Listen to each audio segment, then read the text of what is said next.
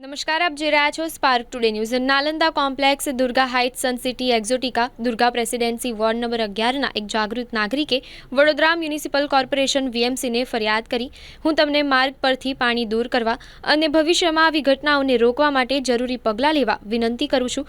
જો તમે મારા વાહન, પીપલ હેલ્થ, ડ્રેનેજને થયેલા નુકસાનની ભરપાઈની બાબતમાં પણ ધ્યાન આપી શકો તો હું તેની પ્રશંસા કરીશ, તેમ જાગૃત નાગરિકે જણાવ્યું।